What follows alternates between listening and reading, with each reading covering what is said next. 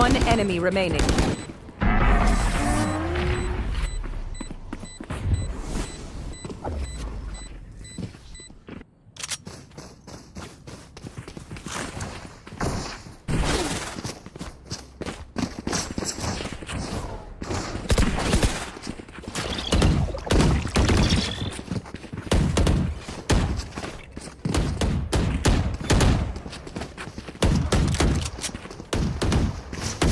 Need a drop. Thanks.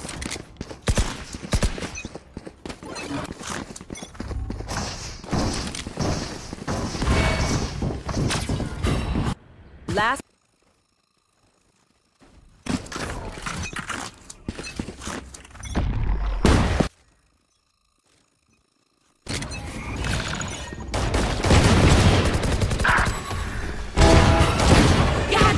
Spike down. My B. turn.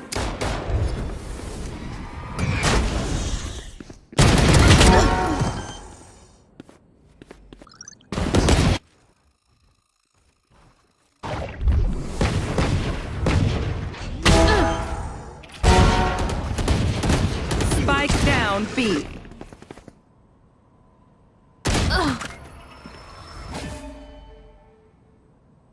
One enemy remaining.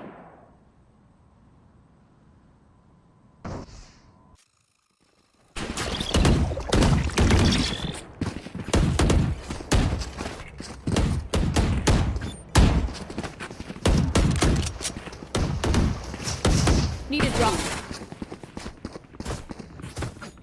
Thanks.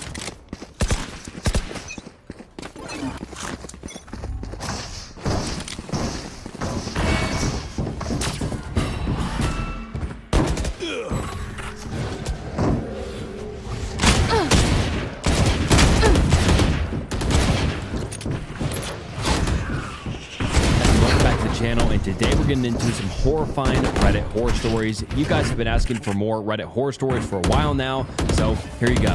This video will also be super long since you guys seem to enjoy those, so comment down below if you'd like to see more long videos in the future. And these stories we're getting into today are terrifying, weird, and like the title says, horrifying. So you want to stick around. I appreciate you stopping by. It means the world. Please like the video, subscribe to the channel, follow me on Spotify, follow me on Instagram, all that Last stuff. player And, standing. yeah, this video, like I said, down, will be mid. long enough.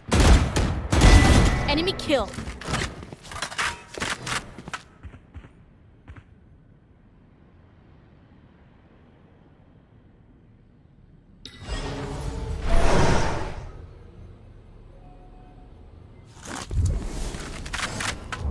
Thirty seconds left. One enemy remaining.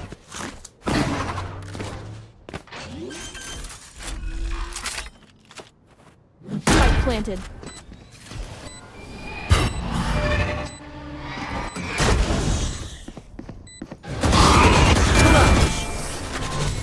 What would you all do without me?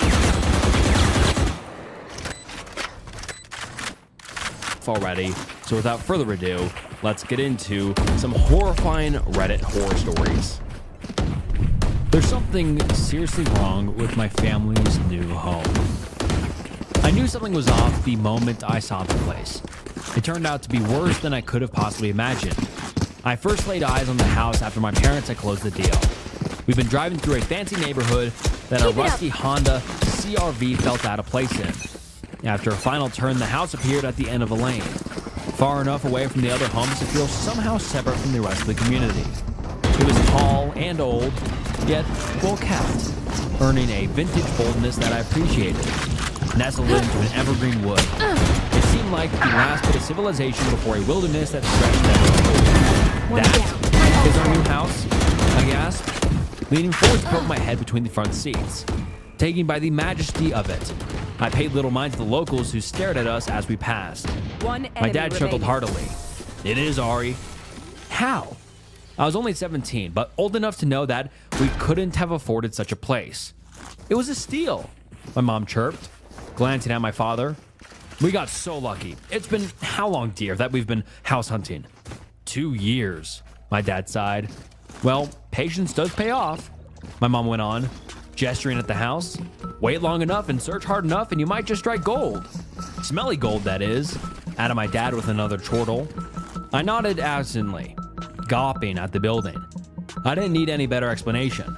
I was in no position to complain. That monument at the end of the lane was to be my new home. I want my own room, exclaimed my younger sister, Lena. My younger brother, Kai, pouted a little at that. She was 8 and he was 4. They've been sharing a room since Kai was old enough to be away from our parents. You'll have just that, honey, answered my mom. Linus squealed in excitement, grinning ear to ear. She couldn't have known that she'd soon come to regret this and never wish to sleep alone again in her life. Things were fine for the first few days, as you'd expect. The interior of the house was as old and proud as its exterior, and twice as spacious as our former place. It was smelly, though, as my dad had mentioned. The sour reek that seemed to permeate the place was the main reason we got such a discount, my mom explained. Our dogs, Chiefy and Miss Bear, loved it, even with their extra sensitive nose. They were running up and down the halls, barking all day long, unbothered by the stink. They left plenty of dirt on the floors, drawing complaints from my parents. It was unsettling when the dogs growled at the house come nighttime, but that was easily explained as the old building moaned and creaked plenty when the winds of the wilderness pushed against it. The doggos would need a week to adjust. That was all. The first thing that really rubbed me wrong was the way Kai was talking to himself in his room. My brother and sister were in their bedrooms on either side of my own, and it was easy enough to hear them through the old woodwork.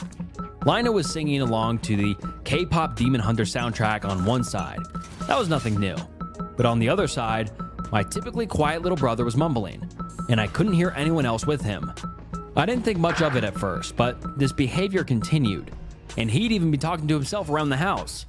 My mom was the one to confront him about it. "Hi, sweetie. What are you saying? Are you talking to yourself?" Kai looked up at her, confused. "No, mommy.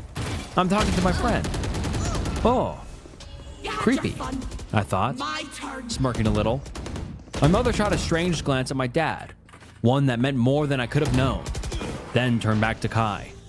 "Well, who's your friend, Kai?" He shrugged, eyes fixed on the toy blocks he was stacking on the carpet. "I don't know." My parents whispered to one another for a while after this, deliberating, and seemed to ultimately decide that it was okay for a boy of 4 to have an imaginary friend. Fair enough, I supposed, and we carried on. A week passed, then 2, and still the dogs would not settle when it came to the house's creaking. They would growl and even bark far too often throughout the night. What really got to me was the time Miss Bear was sleeping at the foot of my bed and started growling, seemingly at nothing. I couldn't hear any creaking. It wasn't a windy night, but she was growling at the wall of my room, the one shared with Kai. "Enough," I hissed. Miss Bear looked at me for a moment, then back at the wall, and let out a sharp bark. I opened my mouth to protest, but abruptly she yelped, backing away, tail between her legs. Her sudden fear shot my own feeling of, ew, creepy, right up to, oh fuck, oh god, oh hell no. "What is it, girl?" I whispered. Miss Bear hackles were raised, her tail still between her legs. She maintained a low growl, then all at once, she shot out of my room, veering towards Kai's door. I jumped out of bed and followed her into my brother's room. Kai was awake. He was sitting on his bed, facing our shared wall. "It's okay," he said to her dog. "It was just my friend." I looked from Kai to the dogs. Chiefy had come as well to see what the fuss was about, then threw my hands up and left. One enemy It was remaining. okay for a boy of 4 to have an imaginary friend, Thrifty. right? The next day, on a whim, I took a closer look at the wall my brother and I shared. I swung the curtains open to let in the daylight, then ran my hand over the wooden planks and the ivory paint that covered them. I couldn't sense any...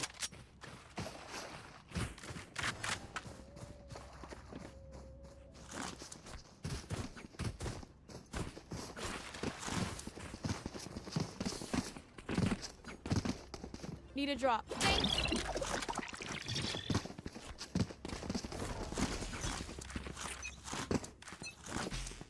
Get out of my way!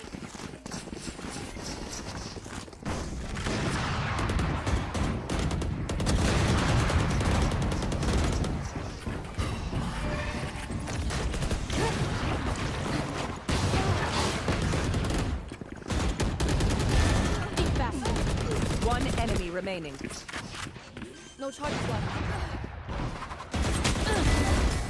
Looks like I was the stronger.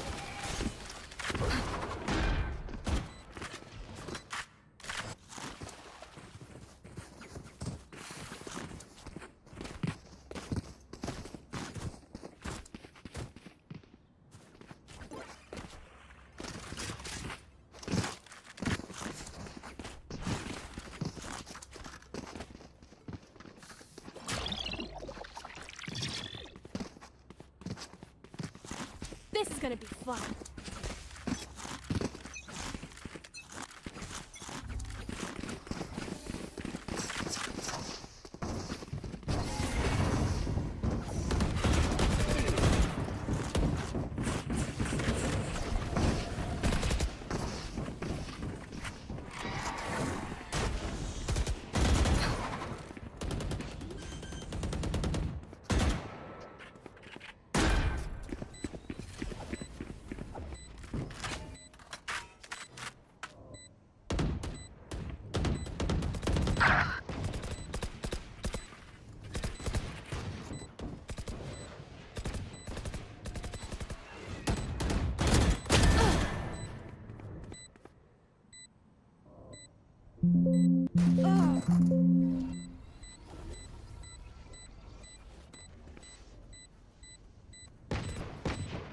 One enemy remaining.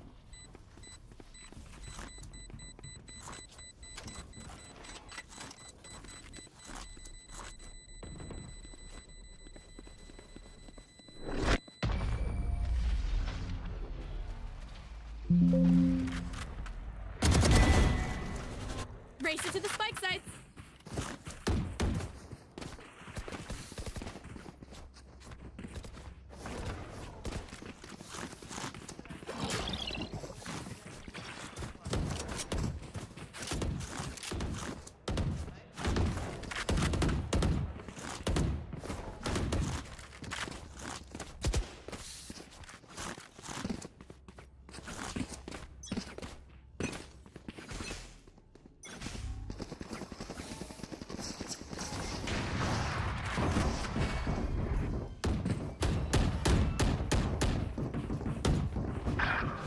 Lock in sight.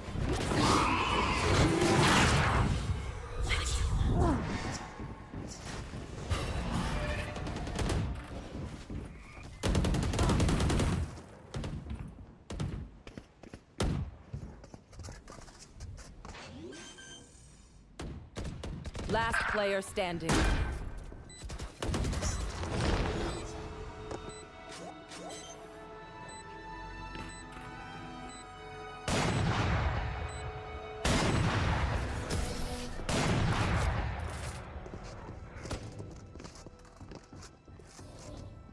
I'm amped. Let's go. I got things to do.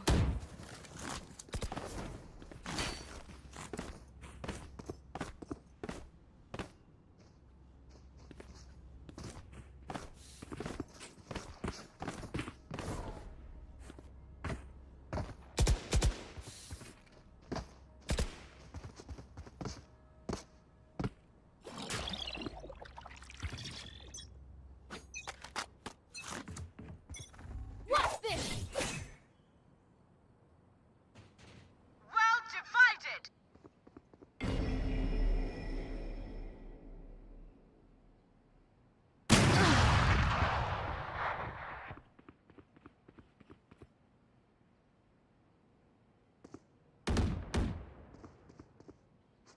Face your fear!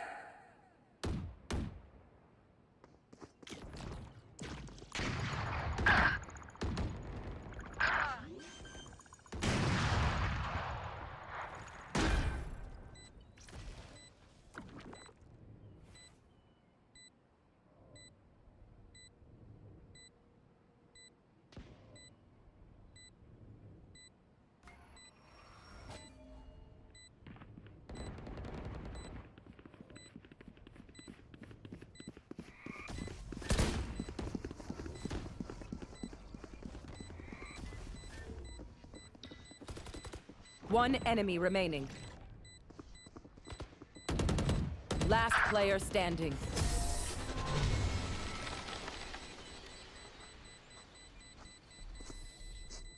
Last round before the switch.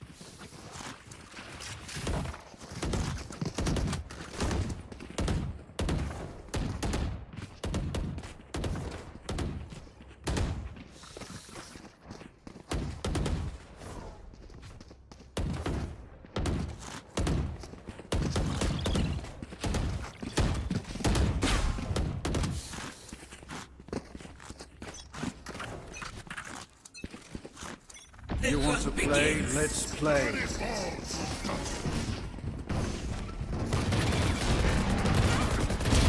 Your fault. Mare, take them.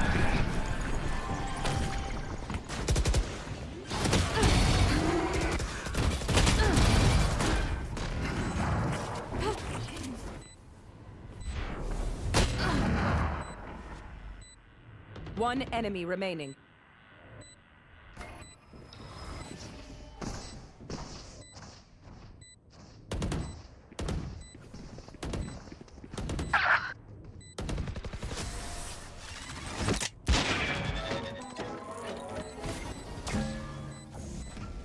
Switching sides.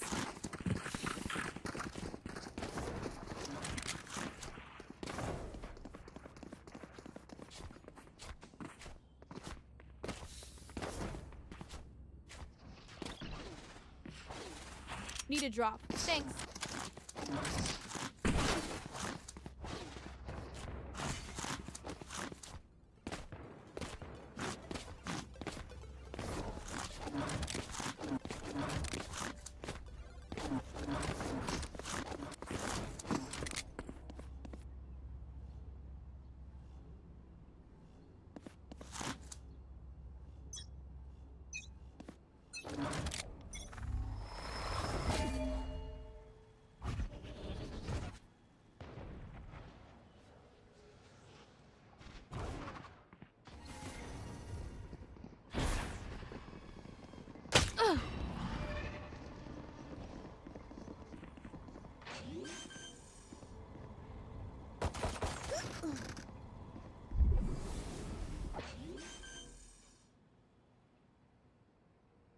Spike planted.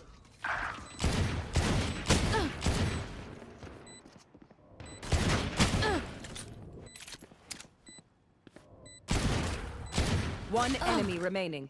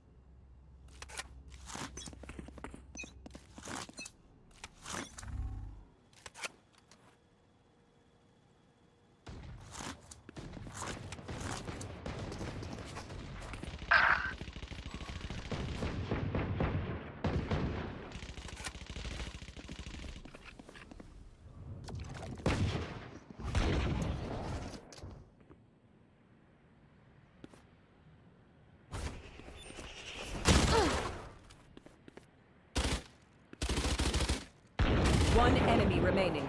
Spike down A.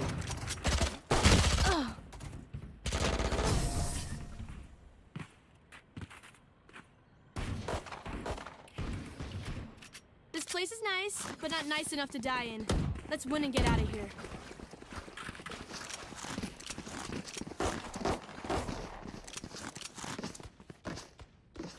Need a drop.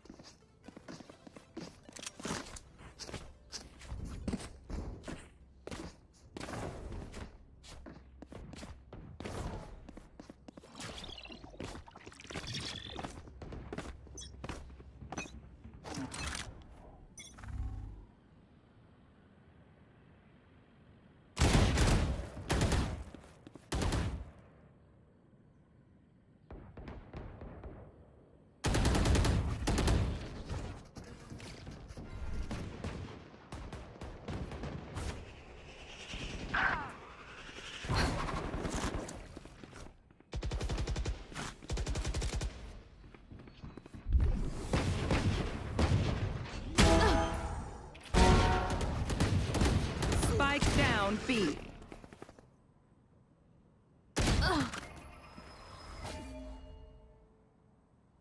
One enemy remaining.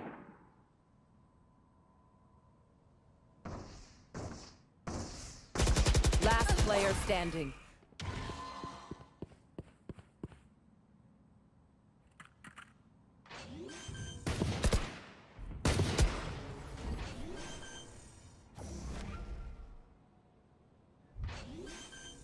Clutch.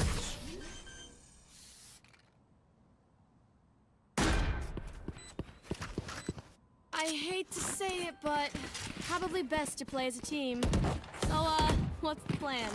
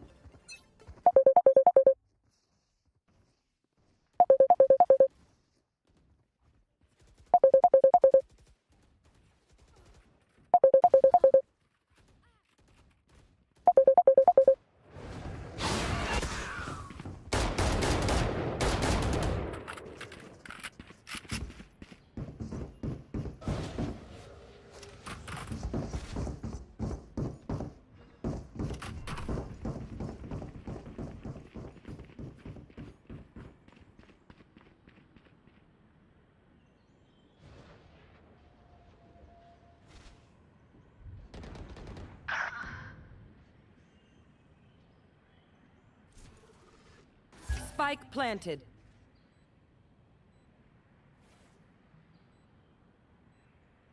Last player standing.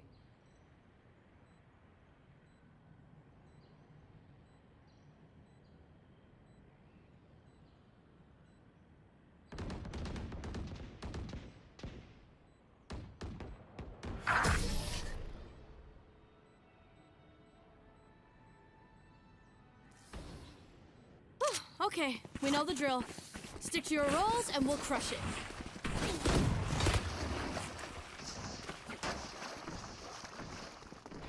Need a drop. Thanks.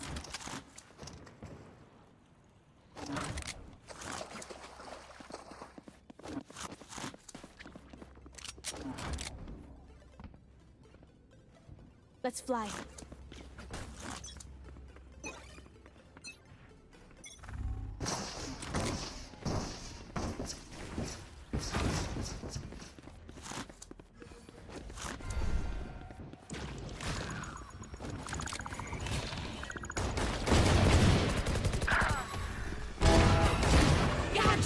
Spike down B.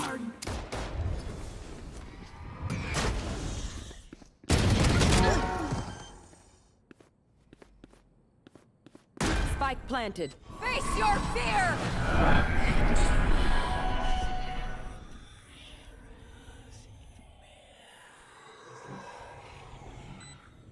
Blocking sight.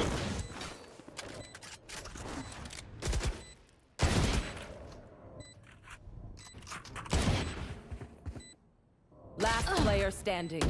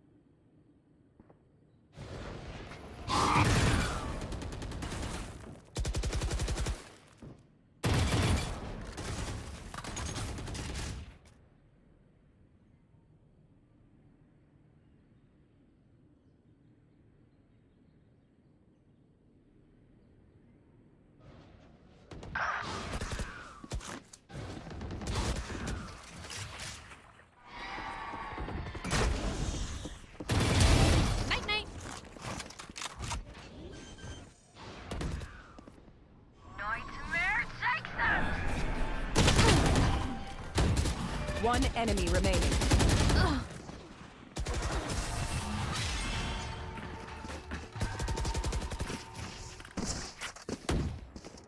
Match point.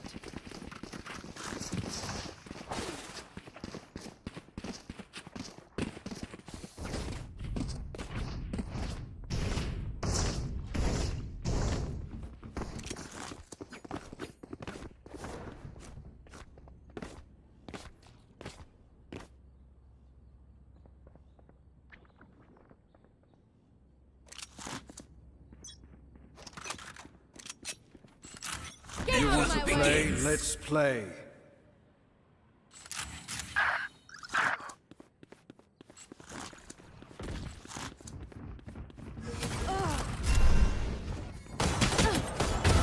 Oops.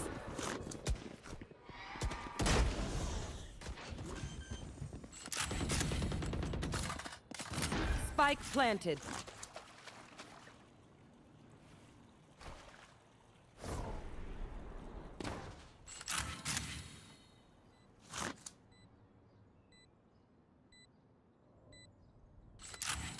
Last player standing.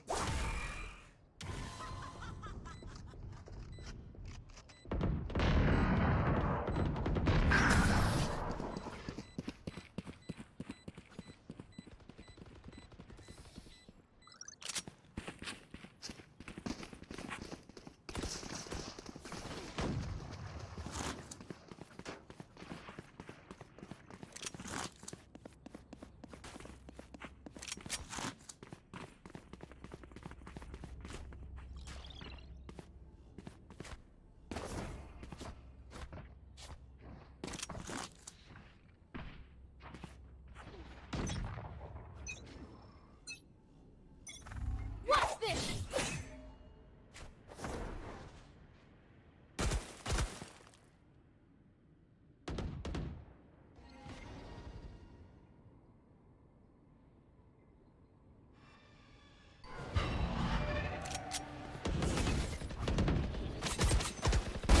Give me this back.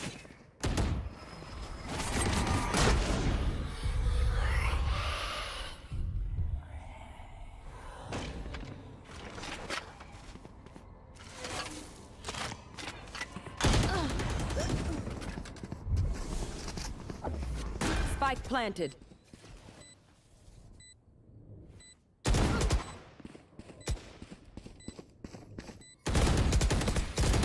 Last player standing.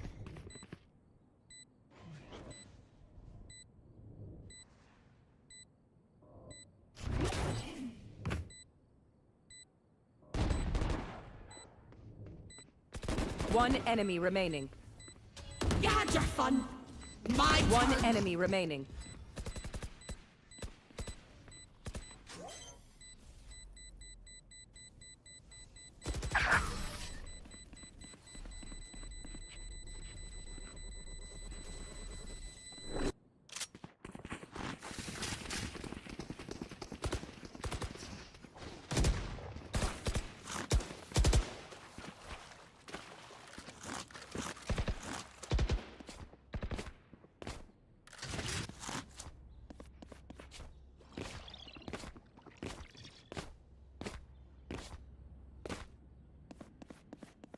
Let's go.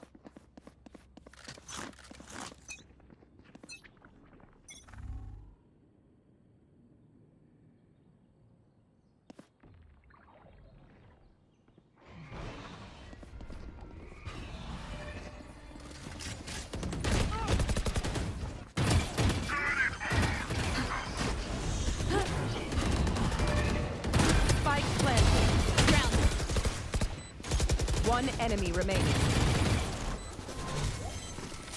Here we go! Well divided. Flawless.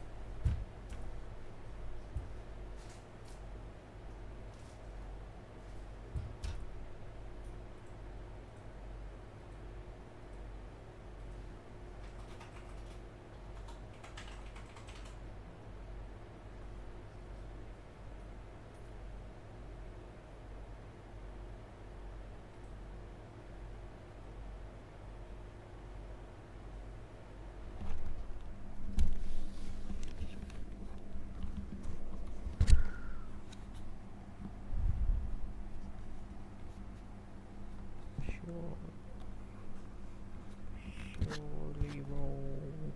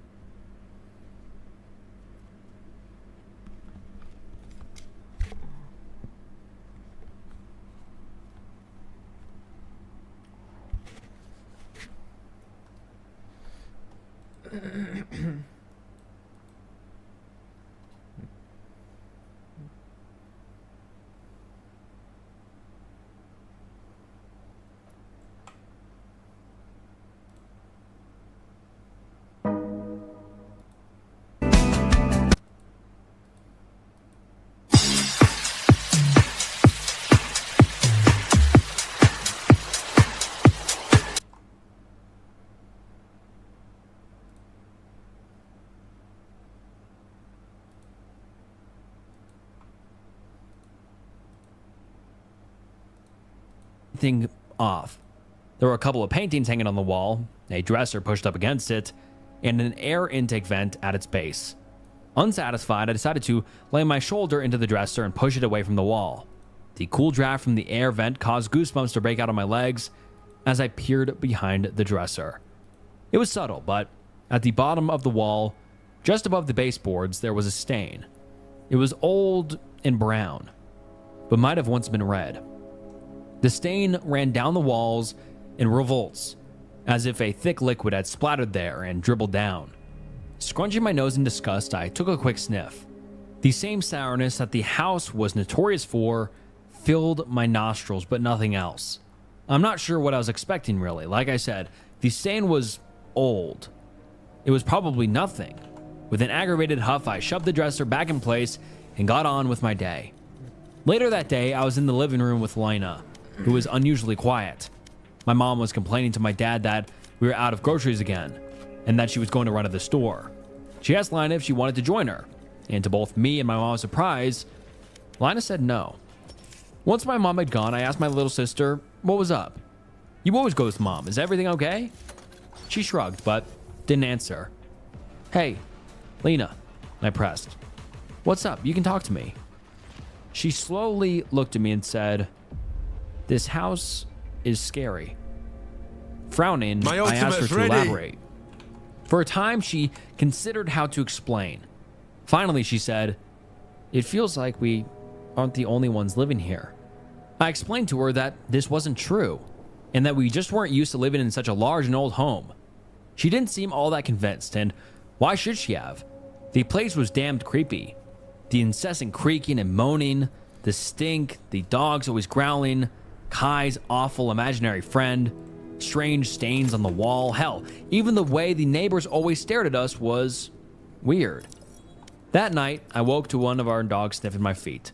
This obnoxious new habit woke me up as often as the growling. I assumed it was to do with the smell of the fireplace. It probably clung to my feet as I walked around during the day.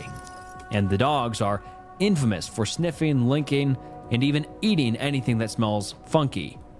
I pushed the dog back with my heel and grumbled, stop, go. The dog, which I assumed was Sheefy, This is by not the heavy just- footfalls, obeyed and left. The dog, which I assumed was Sheefy, by the heavy footfalls, obeyed and left. I was halfway sunken back into sleep when Lena's shrill shriek sent my heart into my throat. I scrambled out of bed. terrified that my sister had badly hurt herself somehow. This wasn't a little scream. It was the type of scream that you told you something was really wrong.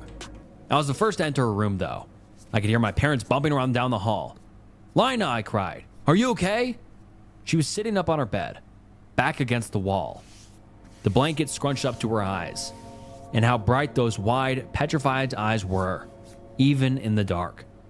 Lina whimpered something unintelligible. I stepped closer, noticing that she wasn't really looking at me, but beyond me, at the corner of her room. She whispered, "Someone's behind you."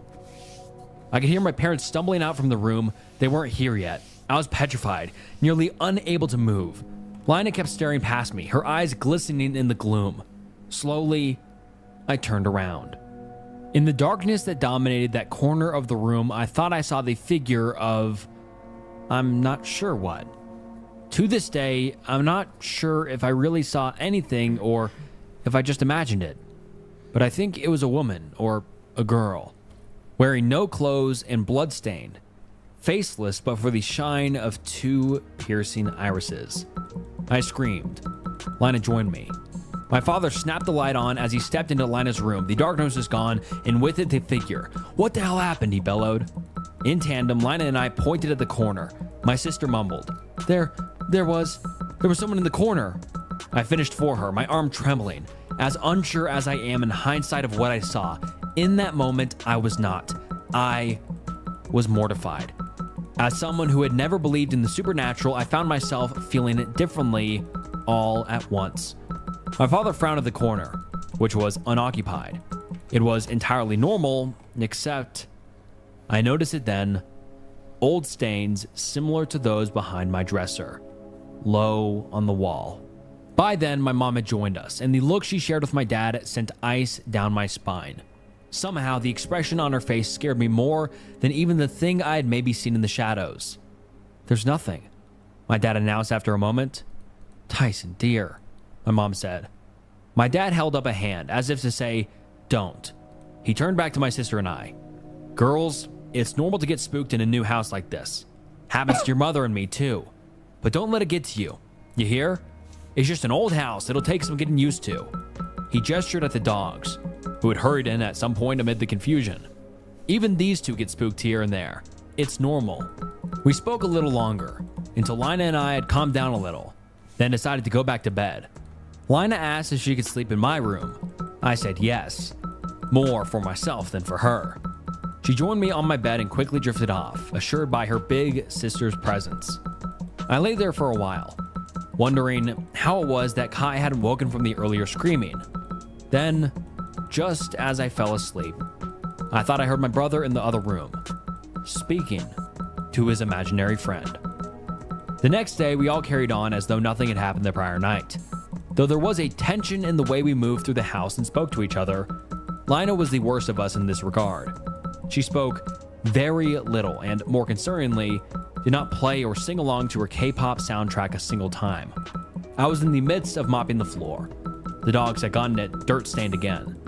When the false normalcy of the day broke, Kai approached my mother in the kitchen as she was chopping vegetables.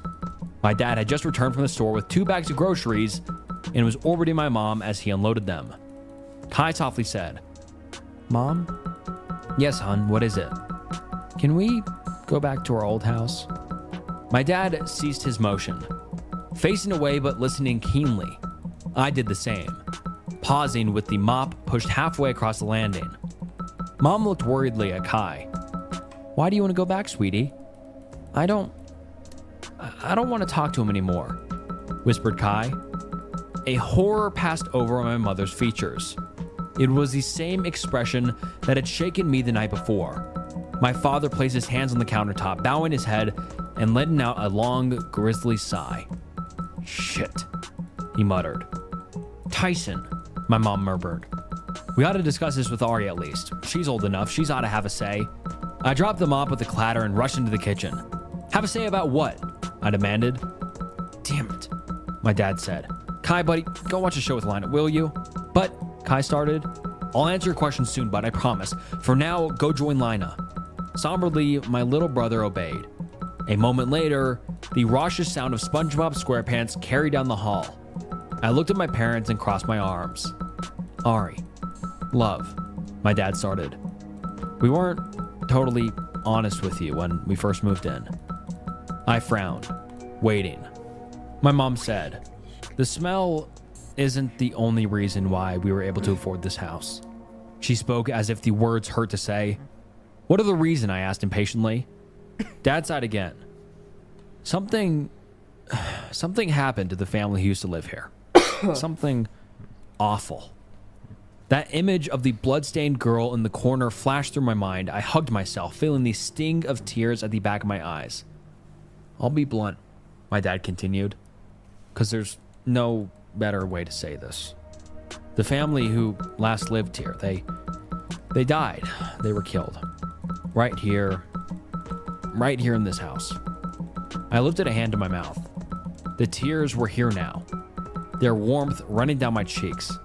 Tyson, tell her the whole thing, Mom insisted.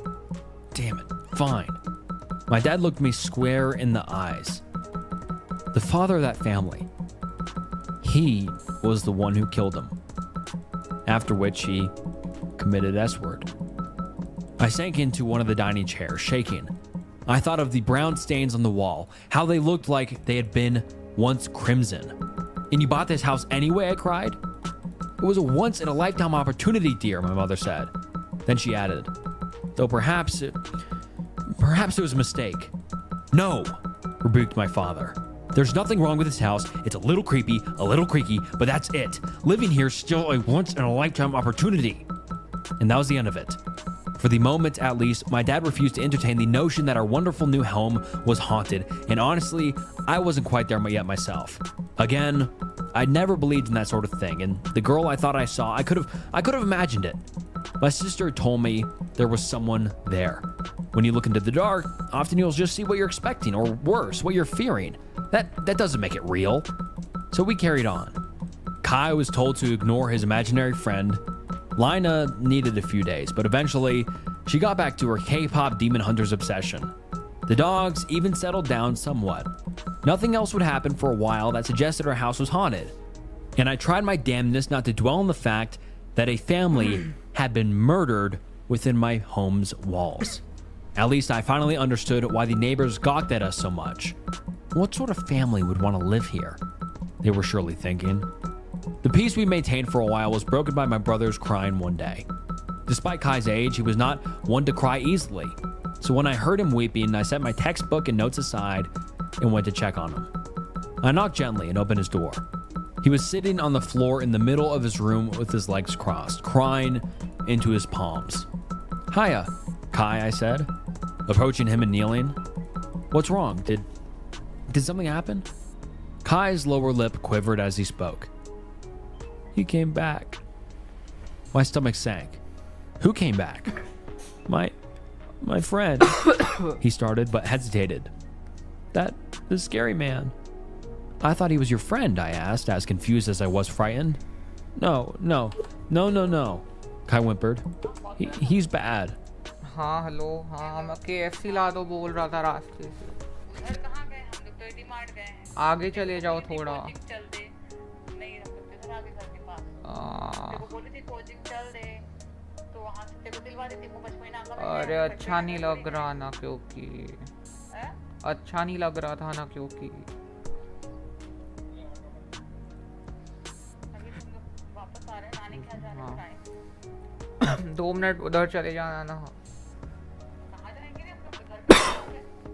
कुछ नहीं होता नहीं जा सकते खाने में क्या बनाओगे फिर हाँ? खाने में क्या बनाओगे फिर तेरे खाने लायक भी बना दूँ पर खाना नहीं खाता इसलिए मैं बहुत गुस्सा आता है तेरे ऊपर तो एक वही ना इसलिए बोल रहा हूँ KFC ला देते नहीं जा सकती हूँ छोड़ो कुछ फिर ढंग का बनाना खाओ बना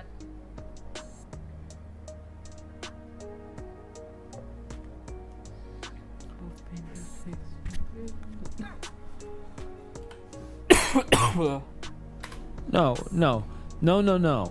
Kai whimpered. He's bad. I looked warily around the room. Swallowing, I asked my brother, Where did you see this man? Handshaking, Kai pointed at our shared wall, and I quivered as I looked at it. It was much like my side. There was a small desk pushed up against the surface of wooden planks painted ivory white. A couple paintings hung onto it, and an air vent was built into its base. There was no brown staining that I could see here though, mercifully. I sighed as I hugged my little brother. It'll be okay, I fumbled. Unsurprisingly, Kai did not seem assured. I tried again. Hey, do you wanna sleep with me tonight? His eyes lit up. Really? Yes, really, I answered with a smile. I hadn't invited him into my room much in the past couple of years, and seeing how much it meant to him warmed me and made me feel a little bad.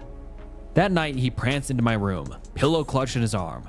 Close the door, I told him with a smirk, or Chiefy is going to be licking our feet tonight. We got cozy in bed and I read him a bit of his book he loved about a boy and a dragon. Once we were done with that, I asked him if he wanted to tell me anything about his former friend, the so-called scary man. He pouted and shook his head. Fair enough, I thought, regretting that I'd even asked. I shifted the subject to one of his favorite shows, earning back his precious smile. We spoke for a while about similar things that brought him comfort, and eventually, he dozed off. After tucking him in, and I got back to studying for another hour, and then turned off the bedside lamp and went to sleep. It was a few hours into the night when one of the dogs started sniffing my foot. I was mildly aware of that in this state of half sleep and tried to ignore it. Then the hound started licking, making it impossible to shrug off. Stop, I moaned, nearly letting out an involuntary giggle at the tickle of the tongue on my sole foot. Cut it out. Go. The dog listened, panting for a moment longer, then stepping away. I was starting to drift back to sleep when I remembered that I had asked Kai to close the door earlier, specifically so the dogs wouldn't get in. Abruptly, I sat up. My heart quickened as I turned to look at the door. It was closed. I swung off the bed, taking care not to wake Kai, and whispered, Chiefy? Miss Bear? Are you in here? There was no response. There was no dog. I stood in the middle of my room, heart hammering, unsure what to do or think. I lifted my foot and felt it. It was damp. But then I was sweating. Surely that's all it was. A little sweat on my foot. The sniffing and licking was it was a weird dream, that's all. I'm too old to be getting spooked like this, I told myself, frustrated. I got back into bed with a huff and tried to get back to sleep. It took some time, and as I lay there, I thought I saw a figure standing in the shadows past the foot of my bed. A bloodstained girl, perhaps? I'm too old for this, I repeated, exhausted and frustrated. Stop imagining things, Ari. I turned away and closed my eyes. The following days were normal, thankfully.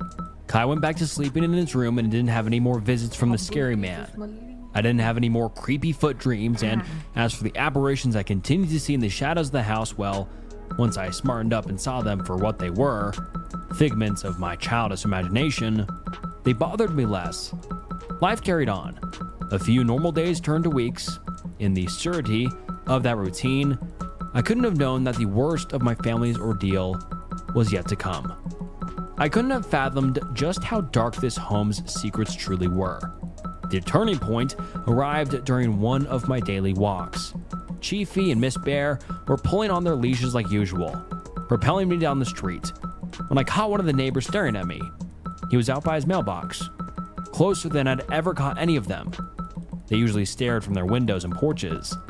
The calm weeks had made me confident in my family's choice to purchase the house, and so I let my anger get the better of me as I glared back at this man. "Excuse me, sir," I called. He glanced at me the way a child would look at a ghost. "Yes? You and others in your home are always staring at us. It's rude and exhausting. What is your deal?"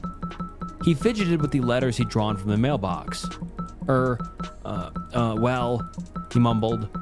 Then, after a moment, he looked up, seeming to gather his resolve. "Call it rude, but we can't help but wonder what sort of folks would want to buy a house like that." The dogs were restless. "Sit," I commanded. "Sit and stay." As I met the man's gaze again, I said, "What sort of folks, you ask?" "The sort who aren't taken by superstition." I smiled inwardly, pleased with my delivery. The man made a face halfway between a frown and a grimace. superstition, he managed. You do know what happened in that house, right? I tilted my chin up and answered without hesitation. The father killed his family. Horrible, no doubt about it. But not any reason to pass up on a once-in-a-lifetime deal, unless you're superstitious, that is. The father, whispered the man. His eyes widened and he looked over my shoulder at the house. What? I demanded. You don't know? He said under his breath, his worried gaze falling back onto me. I don't know what. Chiefy pushed his head into my leg. Miss Bear whined a little. The man explained. There was a lot of confusion when that horrible thing happened to the family who lived there. The official reports claimed the whole family had died because that was the convenient conclusion for the investigators, but that was only a rotten bit of negligence and cowardice. He swallowed. The truth is that the wife and the 2 children were butchered, and the father was never found. Thoughts laced in fear raced through my mind. My dogs continued to whine. Bastard got away, continued the man. No one knows where he went. All of us around here upped our security after, you can bet on that. Reinforced windows and doors, alarm systems, cameras, the whole suit. And then comes along a seemingly nice little family, eager to move into that godforsaken place.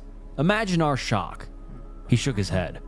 Call it rude, miss, but you can't quite blame us for gawking, can you? I licked my lips, which stung with dryness. Where did he go? The man shrugged. Like I said, no one knows. Then he looked around as though he was expecting an ambush. Leaning closer, he whispered, sometimes, though, our cameras catch footage of what looks like a ragged man ambling around the shrouded dark of the neighborhood. You've shown this to the police, I asked? Of course, we've done all we can to get the investigation reopened. It was a terrible thing those investigators did, but all our efforts fell on deaf ears. I glanced over my shoulder at the house. My parents had gone out for groceries again. Kai and Lina were home alone. I have to go, I cried and started running back home. Was the man lying? Were my parents the ones lying? I tried to make sense of it as I ran back, and slowly, in the depths of my intuition, a suspicion began to form. I burst through the front door, calling out for my siblings. They appeared a moment later, confused and a little scared. Stay with me, I told them, stay close. I led them up to Kai's room and asked him to show me where the scary man had been. As he lifted his arm to point, nausea swept over me. He wasn't pointing at the wall. He was pointing at the vent. I should have called the police right then and taken my siblings over to the neighbor's place, but a delirious need to know took hold of me without me having much say in it. I lurched towards the vent and grabbed it by the sides. I pushed and pulled. It didn't budge. I pushed harder. Suddenly, a groan passed through the wall and the vent gave way. No, not only the vent, a square section of the wall went inward, about 3 feet wide and tall, with the vent at its base. Cobwebs and dust puffed out. What I thought was a solid wall separating my room and my brother's turned out to be a gap wide enough for someone to squeeze through. A sour reek wafted from the place. Stay here, I told my siblings, and in my delirium, I crawled through the opening. Lina and Kai protested, but I waved them off. I shimmied along the space until I was behind the vent leading into my own room. I pushed hard, and as I expected, the wall gave way. Another crudely cut square opened to my room. Peering out from there, the first thing I saw was the foot of my bed, and I imagined my feet poking out from the edge as I slept. A sighing sound carried from the far end of the crawl space. I froze in place, listening. The sign was mixed with a sort of humming. Huh, it went. Huh. It grew louder, a slow, rolling noise. Huh. Feeling as though my heart would burst from my chest, I slowly twisted my head. It was awfully dark at the far end of the gap. I squinted into the shadows until I could make out a solid vertical line in the dark, the end of the wall. A corner where the crawl space turned and continued out of view. The sound became more excited. Huh. I leaned forward a bit, just a bit, narrowing my eyes, trying to make sense of what I saw. Half a face, peeking out from the corner. One bloodshot eye, pallid, withered skin, a twisting, unnatural grin of rotten teeth, a scraggly, bony hand clutching the wall. The creature that might have been a man started to laugh again. Ho ho! I screeched as I threw myself back into Kai's room. It was such a scream that my throat would hurt for days to come. I grabbed my siblings' hands and ran downstairs. The ugly walls and furnishings of the house passed me by in a blur. That horrible laughing chased us all the way, and I swear I heard scurrying footsteps in our wake. We burst outside and ran straight to the neighbors. No creature followed us there that I could see. With the neighbor's phone, I called the police and then my parents. Within 20 minutes, our lane was crammed with emergency vehicles, dozens of lights flashing in the late afternoon dim. "We didn't know, Ari, I swear," insisted my father. "The realtor told us they all died." My family and I were standing huddled by our car, waiting anxiously as the authorities searched our house. "Well, they didn't," I snapped back. "I saw him." My mother covered her face with her hands. My father shook his head, cursing to himself. Sometime later, one of the policemen approached us wearing a grim expression. "Whoever your daughter saw," he said to my parents, "is gone. The house is empty. That said, your daughter definitely did see someone." My mom wailed. My dad just stared. "Follow me," the policeman said. "You'll want to see this." Mom stayed with the kids while my dad and I went back into the house. The cop led us into an opening on the main floor, much like the ones I discovered upstairs. The passages on the floor grew wider, danker, moist dirt, at least I hope it was dirt, squelched underfoot. And I finally understood why our floors were always so muddy. The spaces between the walls eventually led to a cave of sorts, dug out of earth below the house. There were used up cans of soup, beans, and soda, and rotting bits of meat and fruit laying all about the place. With that, I finally understood why our groceries were so quick to run out. And the sour reek. It reached its pinnacle here in this atrocity of a den hidden beneath my house. The father who had slain his family had not died. He had lived on, here in this cave, leeching off of and tormenting my family. I thought about everything my family and I had experienced leading up to that moment and shuddered, nearly vomiting right there. We moved out immediately. Not only to a new house, but a new city.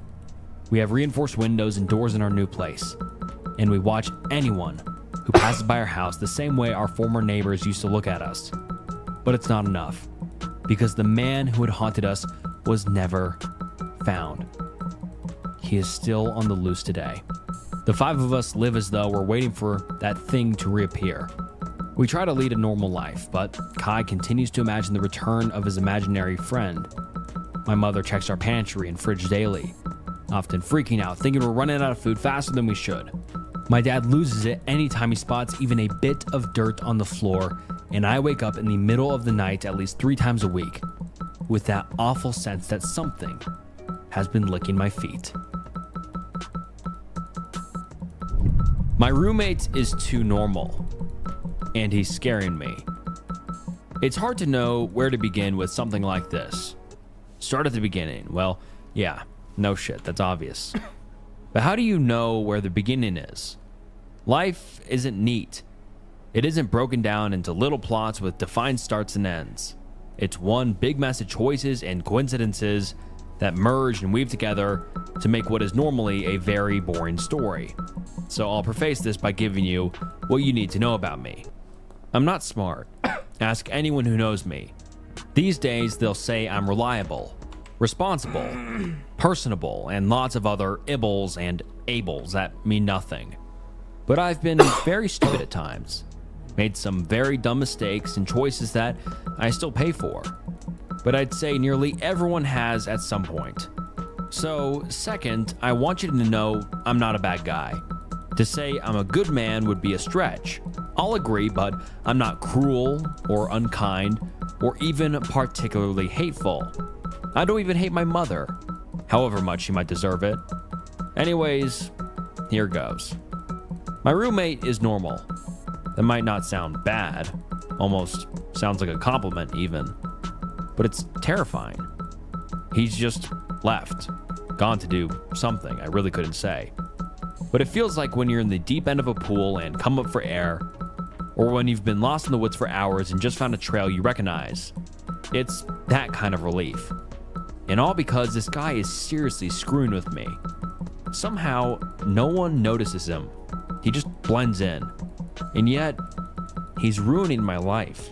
Let me rewind to this particular story's beginning, as all stories probably should, except the super weird or time travel related. It was summer, a month or so ago. I had just been promoted to a full-time job, assistant manager of a Whataburger. I was hoping to finally follow in my big sister's tiny shoes and find a place of my own, moving out of her spare room. I live in a pretty big city. Not Austin or Dallas or anything, but big enough rent is pretty crazy if you want to own your own pad that isn't in a ghetto or between two crack dens. I found the perfect place, about a 20-minute drive from my Whataburger. Not too central, but central enough. $770 a month. 2 bedrooms. I could survive. But in the long term, I'd need a roommate. Going halves on that, and I'd be able to save, invest, that sort of shit.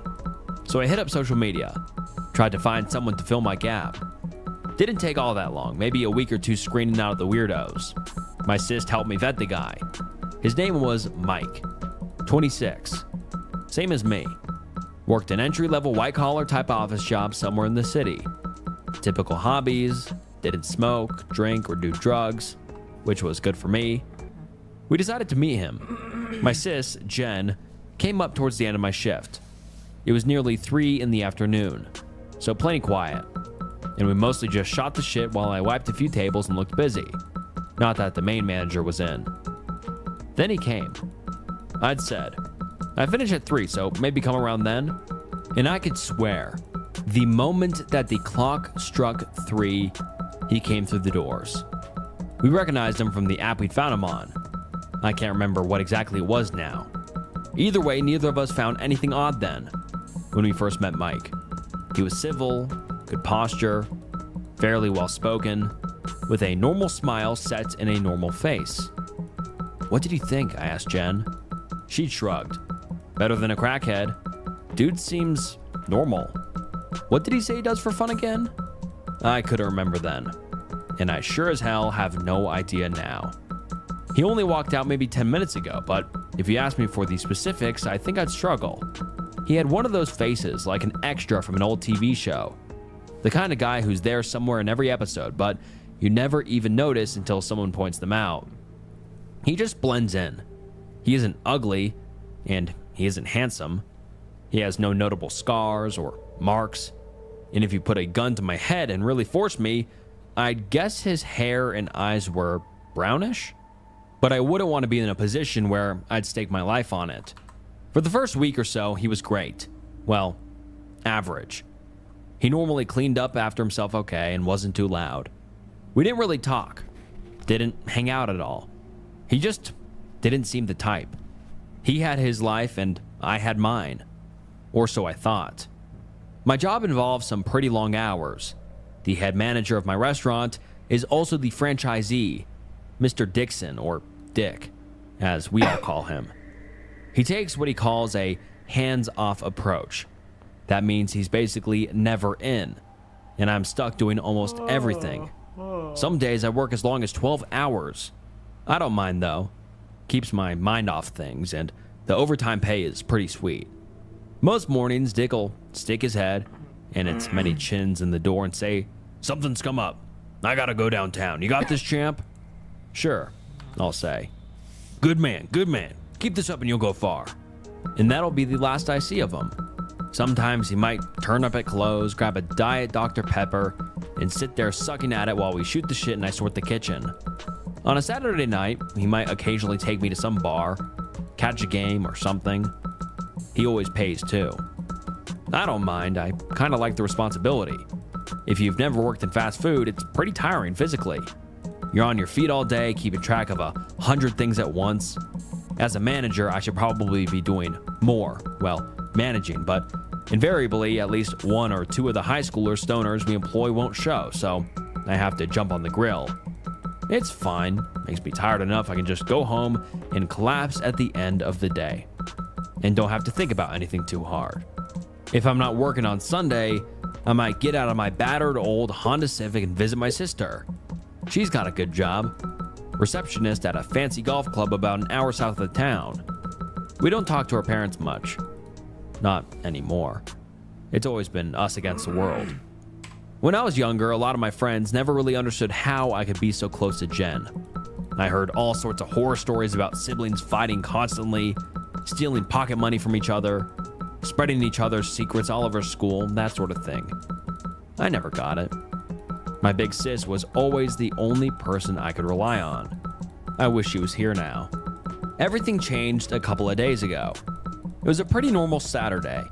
I left around 7 a.m. and Mike was already up, sat in the living room, eyes fixed on the TV facing away from me. "I'm heading out," I said as I passed through. "I'll be here," he replied, as always. It was just after the lunch rush had been and gone, and I was sitting pretty behind the counter, talking with one of our new hires. The moment the clock struck 3, there Mike was. I don't think I even heard the door open. It was a weird feeling. One moment I'm talking with this kid, he's telling me he's saving for a car, and everything feels normal. Then there was this pressure, this feeling, like the entire world was watching me. I cut myself off, felt my hairs on my arms rise, and there was this embarrassment. A gut-wrenching sensation, like when your parents have found your weed stash and you know you're about to have all your secrets laid bare. I turned and there he was. Cargo shorts, white t-shirt, looking for all the world like the most average customer you could have. And he was staring at me hard. So I pushed down that feeling, greeted him as warmly as I could muster, being that he is my roommate, and took his order. He did nothing, and it was the most intense moment of my life. He ordered normally, a double meat meal. The kitchen beeped and employees moved around me, and I was stuck, trapped like a deer in the headlights as my roommate continued to stare at me.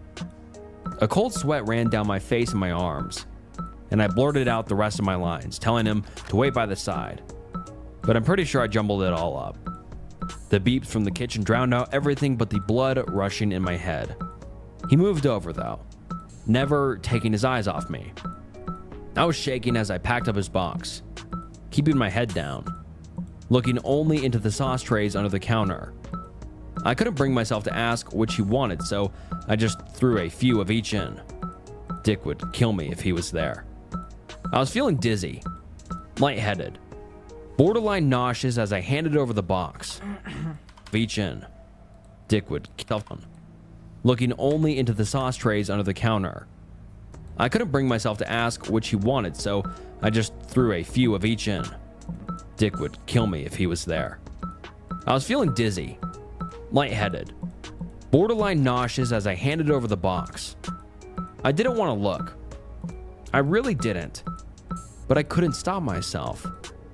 And I took a quick glance into his normal face. His eyes burned and scalded my soul. That embarrassment returned 100 times stronger, and those night terrors you have about being naked at school felt like nothing in comparison. It was as if he could see every secret, every part of me being laid out like a dissected animal. My heart beat so loudly in my ears, even the kitchen beeps fell away. And for a second, I felt like I was going to throw up or pass out or something. I'd never felt anything like it. Never felt so known. So judged. Just as I could take no more, he thanked me for his meal, and he left. My shirt was...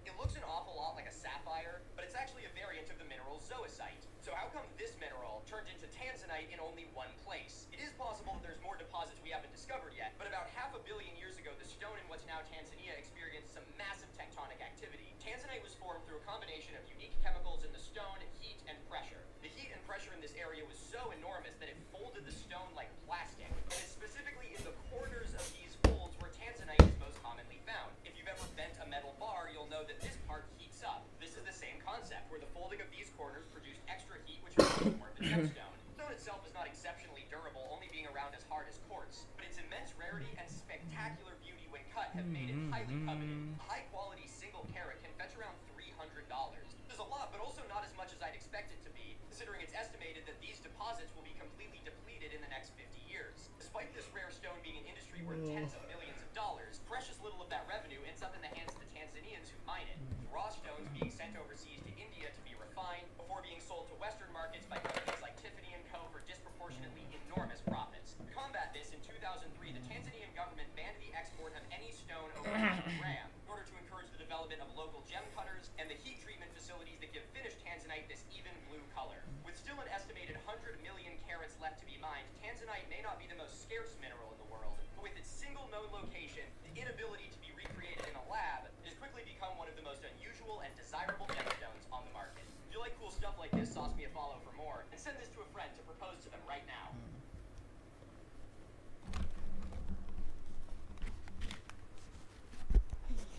Abdullah Dalullah. Was stuck to me. Even with the AC on full blast, I had to run to the bathroom, and I probably sat there for 10 minutes once I was done, just waiting for the shaking to subside. When I came out, I went over to the kid who'd been at the counter with me. Hey, you good, man? He said, giving me an odd look. Yeah, sure, why? He shrugged and made a face. You look kind of rough, dude. You sick? I shook my head, trying to place a reassuring smile on my face that probably came out as a grimace. All good, just a little hot in here, don't you think? The employee made a noise that could have meant anything. Anyways, I started. That guy who came in just now, he seemed kind of off to you? Huh? He looked perplexed. Which guy? I tried to recall anything visually that stuck out about him, but it was like trying to find words to describe the taste of water. That guy right now, the cargo shorts, white tee, you're right here with me, man, I said, trying to keep the edge desperation out of my voice. The employee's eyes flicked with recognition. Oh, that guy. Nah, man, he seemed normal. I barely even noticed him. Why? I struggled to find anything to reply with. Dunno. He was almost like too normal, you know? The new hire just looked puzzled. Sure, I guess. I dropped it real quick. It's like I say, my roommate is just normal. It's a weird paradox. He's so normal, no one even seems to notice him, but like, that just makes him too normal. It was that effect he had on me. I'd never seen it before.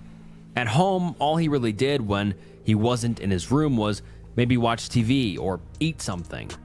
Before now, I don't think he ever really looked my way at all. In fact, now that I think about it, he almost blended in with the beige wallpaper and the gray couch. I couldn't say I'd ever even noticed that before. He was like a lamp or an unused chair that happened to pay half the rent. By the end of my shift, around 10 that night, I was still feeling pretty shaken. In fact, I wasn't feeling like going home. He was always in bed around midnight, so when Dick turned up and hit me with that, "Coming to the bar, sport?" I said sure. I'm sure you know the kind of bar it was. Faux wood paneling on the walls, tacky neon signs, pool tables with ripped up felt, floor always slightly sticky, and Creed blaring on the jukebox. A real dive. The sort of place Dick seemed to like for some reason. Couldn't even figure out why. He had money, lots of it, but he seemed to like the dreary miasma of run-down bars. Dick was spilling over his stool, gulping at his bud, and I was nursing mine over the bar. So anyways, he goes on, I always wonder how you manage to stay thin. I mean, shit, you build like a crackhead. That elicited an ironic smile from me. Just jeans, I guess, man. That got a chuckle out the big man. Well, shit, I don't remember the last time I fit in a pair of jeans. I laughed along with him. But today's encounter was eating at me. And a few beers had done a lot to loosen me up. "Hey, look, Dick," I began, struggling to find what to say. I had a real weird customer today. Kind of freaked me out. Dick's glazed expression snapped serious. "Was it that damn tweaker who's always on the 16th of Dallas? I told that fuck he weren't welcome since his last OD in the shitter." No, it wasn't a tweaker. It was this guy. He was like normal. Too normal, you know? No. Can't say I do." I kept pressing, though what answer I wanted I didn't know. He looked normal as hell, but he stared at me. It was super intense, like he could see into my fucking soul. But Dick's eyes were glazing over as he sank what was left of his beer. "Heh, I remember when the ladies gave me that kind of look. Maybe he had a little crush on you." And he started giggling. I came back to my senses a few hours later, maybe 2 a.m. I was staggering back towards the apartment. I say that, I was still drunk. Just this part I can remember. I assume I'd shared Dick's Uber, and was only about a block away from the apartment. The world was spinning, and I was trying to keep upright whilst shuffling in vaguely the right direction. I don't drink much anymore. Not more than 2 beers usually, but today had shaken me. And I'd pounced on that warm feeling that booze gives you. Like everything's gonna be fine, and damn whatever comes tomorrow. Tomorrow hit me as hard as I rounded the corner. 1 minute, I was in the reassuring embrace of a drunken stupor.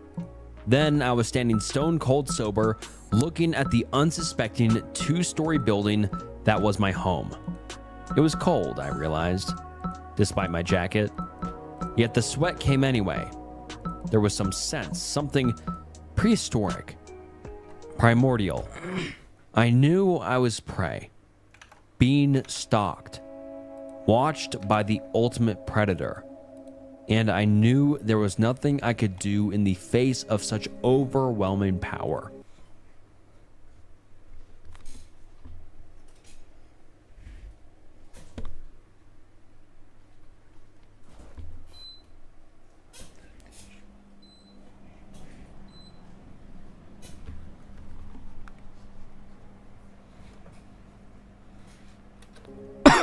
He was watching me. My roommate. He was standing at the window.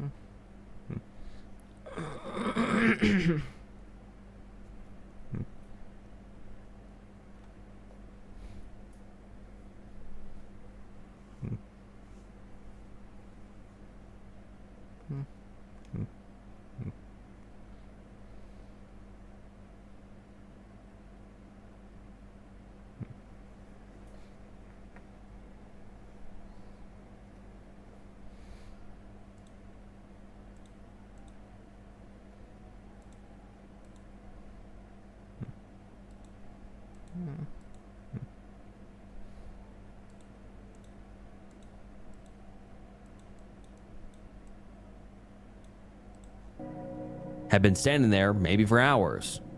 I couldn't see him. Not from this.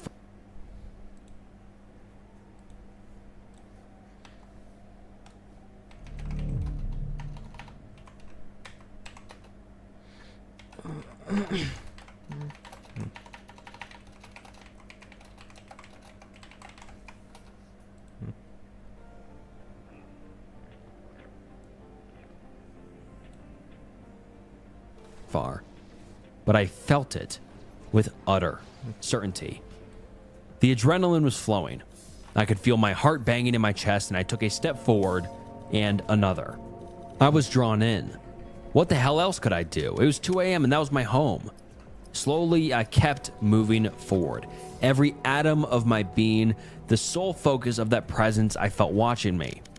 There was that small, logical voice in my mind. I'm surprised it was still there. Thought it had died off long ago. Absent as logic was from nearly all my prior decisions. But still, a part of me said there was nothing to fear. It's just a guy. A normal, mortal man with a weird stare. Now, as I said, I've been pretty stupid in the past. I know what it's like to drive yourself into paranoia. Some part of me wondered as I staggered down the street if I was just freaking out. If maybe I'd had something other than a beer and shots, if I was high. But I knew I wasn't. And I know I was right to be afraid. I didn't look up at the second floor window when I approached. I didn't want him to know I was scared. But I could feel his gaze beating down on like the summer sun. Could almost feel it singe my flesh. I shuddered. But then I moved around from the side of the building and his presence left me, towards the worn steel stairs. Ascending them, caged by solid steel that rang underfoot, I felt safer. Next came the door. A plain white door marked with a 3B in plain black. I stood there, the automatic light throwing a sulphurish orange glow around me, and in the middle of the door, beneath the plain glossy number, was the peephole. I couldn't tell you how long I stood, poised with the key, looking into the beady little hole. It must have been 2 minutes. Might have been 2 hours. In some way, it was worse than the certainty of knowing he was watching. Maybe he was on the other side, watching my warped form, or maybe he was already asleep. Standing there, adrenaline leaching from my system, probably still way too drunk, I made the decision, unlocked the door, and entered. The apartment was almost as I'd left it in that morning. TV and PS4 were in their place. The fan had been left on. A jumble of wires, chargers, and the router sat on their little end table. Gray couch with miscellaneous stains. Fridge covered in tacky magnets from Jen's trips and old receipts. Everything was normal. Except the window. The window was open. The curtains billowed lethargically in the night's breeze. I stepped up to it, and putting my hands on the sill, I could look out and see exactly where I'd rounded the corner and felt his gaze. I could look and see how I would have been spotlighted by the street lamp.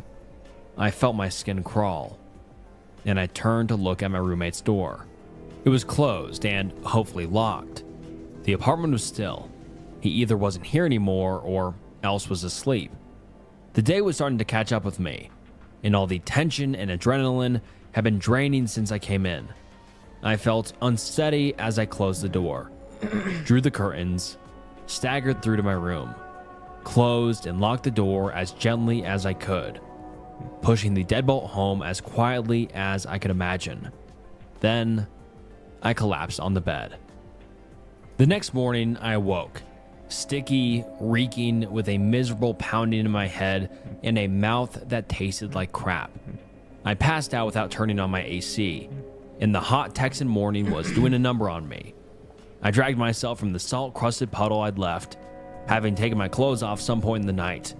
A glance at my phone told me it was 11:49, and I had 2% battery left. Shit, I thought. I put the thing on the charge and crawled through to my bedroom. Luckily, both rooms had their own, though I wasn't thinking about my roommate just then. I quickly showered, rinsing away the grime of the stifling night and pissing while I was in there. A quick brush of the teeth and I felt somewhat more normal. Clothes on, I closed my hands around my door handle, determined to make some coffee and start my morning, when yesterday hit me. In a flash, the encounter at the Whataburger and him watching me stagger home. In an instant, I felt scared again. Scared and angry. What the hell was I so afraid of?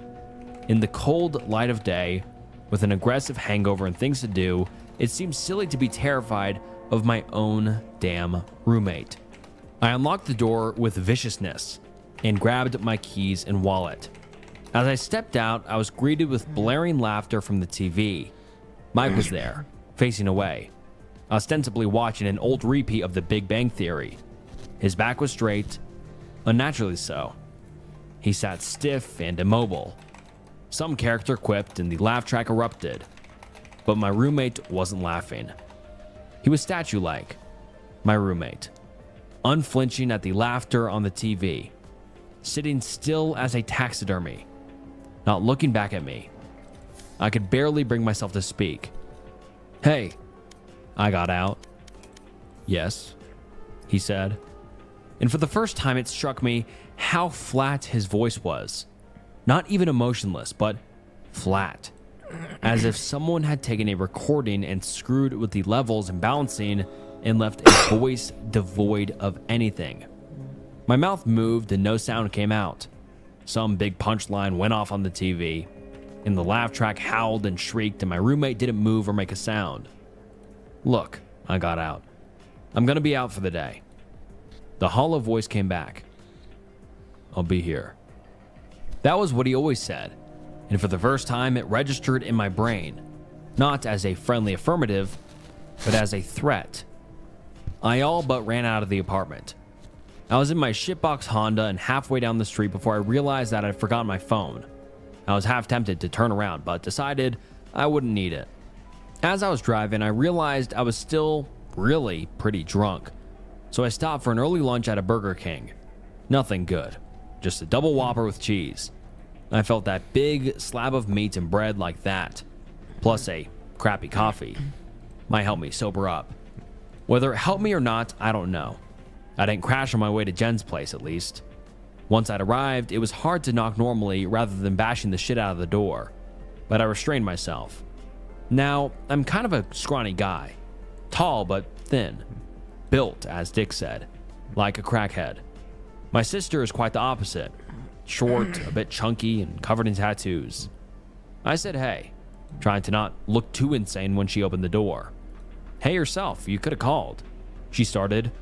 I smiled and shrugged. Forgot my phone. Had a crazy morning. "Right. You coming in? Sue won't be home for a few hours anyway." I nodded and followed her in. It was nice. Jen's apartment. Far nicer now that I moved out. White, modern, minimalist. Besides for the amp and cables strewn across the floor. With a big kitchen and a huge TV we'd both pitched in for. "How's the spare room coming along?" I asked, trying to seem casual as I poked my head into the room I'd lived in since I was 17. It was bare and empty. All my crappy posters and other crap I'd left long gone. That hurt a little. Like my sister had ripped a part of me out of her life. Not that I could blame her. "It's coming. It'll be cool to have an office," she said, coming over to peer in beside me. I nodded.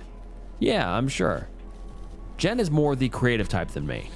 Her and Sue wanted a place to work on her music for ages. It's just a hobby, really, but she's always talking about it. And she always needed a special place to work properly. Back in high school, she never did any homework, until our dad set up a little study area in a spare room. "So," she said, "what's this visit all about?" I sighed hard, Match crossing my found. arms as I threw myself on her couch. I sat for a moment, biting my lip as I tried to think of something to say. There weren't any secrets between us, except maybe one of mine, but it was hard to frame it. "It's my roommate." "Oh, right. What's his name again?" Death I match. hesitated. Warm up. "Mike. I think." Jen snorted. "You think? Some roommate you are. Don't you talk with the guy?" "No." "No?" I looked at her, feeling embarrassment I'll teach him to rising respect their once again. elders. I'm scared of him. Fight. Immediately, her Watch and learn. expression sobered. "Why? He's not into drugs, is he?" "No," I started. "No, it's not drugs. He's, there's something just real off about him." "Off how?" Jen pressed. "Something we should tell the police?" I shook my head. "There's nothing to tell them. His behavior is just strange as hell." "Was he snooking off in the living room?" "No. I took a breath. Look, I never speak to the guy. I don't even notice him. But the other day, he came into work and he stared at me. Jen looked unsure. Well, yeah, you live together. Not like that. He's scary, Jen. Terrifying. He came in and stared at me, like he could see into my soul. I watched her face fall at my words. I saw the pity in her eyes, that sudden hard edge of accusation. Are you on anything? She asked. My sister, my rock, and the one person I could trust. She thought I was having a relapse. It broke my heart. Sorry, People do kid. stupid things. This was in high school. That's 3. My girlfriend at the time, she got into And it through her 4. older brother's friend, and I wanted her to think I was cool. Stupid shit. I won't get into it here. I've been clean for 5 years. Now, all thanks to Jen. But her reaction made it all come back. I talked longer. I explained as well as I could. Told her about last night, about this morning. Finally, she was coming around. And he wasn't laughing? He was just sitting there, she asked. Yeah. Well, it was the big bang. I don't know anyone who laughed at that. Like butter, baby. I kept my frustration buried. Yeah, but he was just completely emotionless. Not moving, not shot. blinking. Okay. I can see why you're freaking out a bit, she said.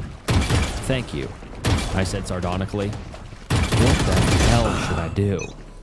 She leaned back into the couch, looking sidelong at me. I guess I'll have to mediate. What do you mean? Still got it. I mean, I'll talk to him, figure out if he's got something against you, why he's so weird, she explained. Okay, thanks. I'm glad you believe me.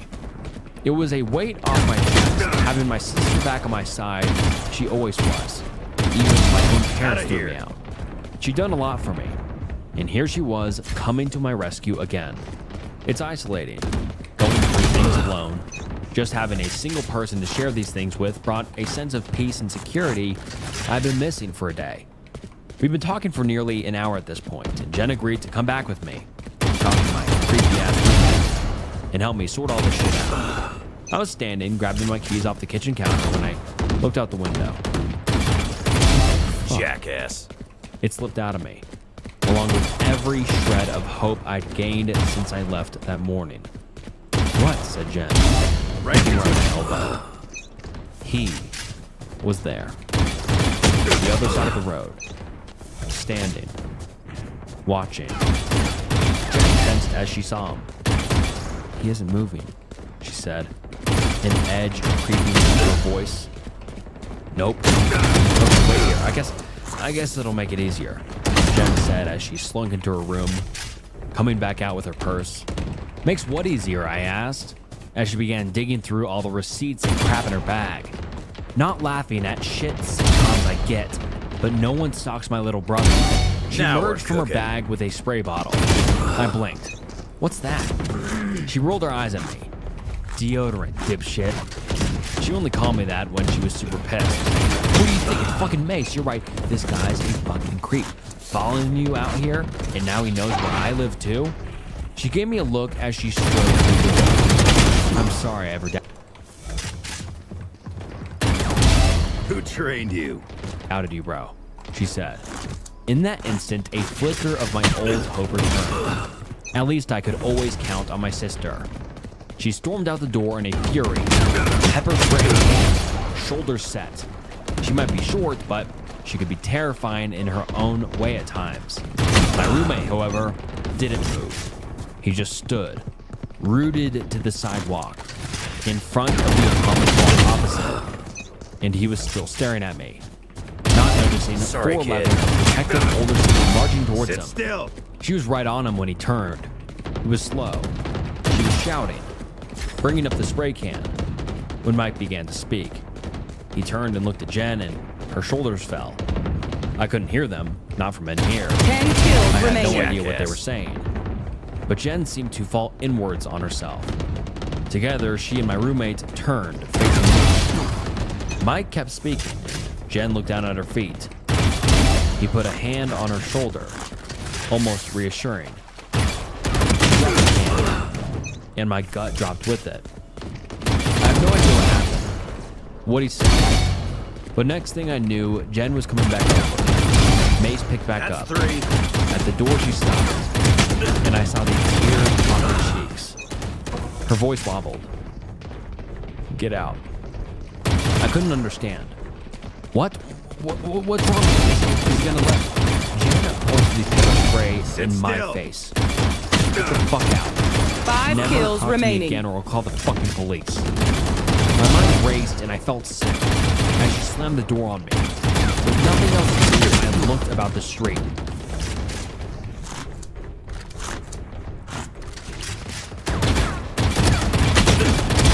Enemy down.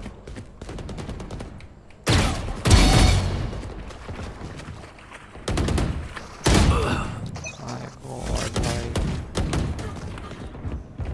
1 kill remaining.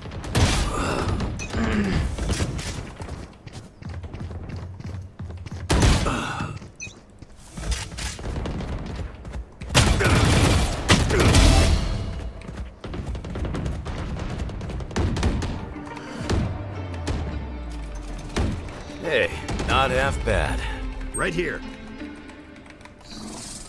But my roommate was gone. I was shaking, probably in shock as I walked back to my car. I was breathing hard.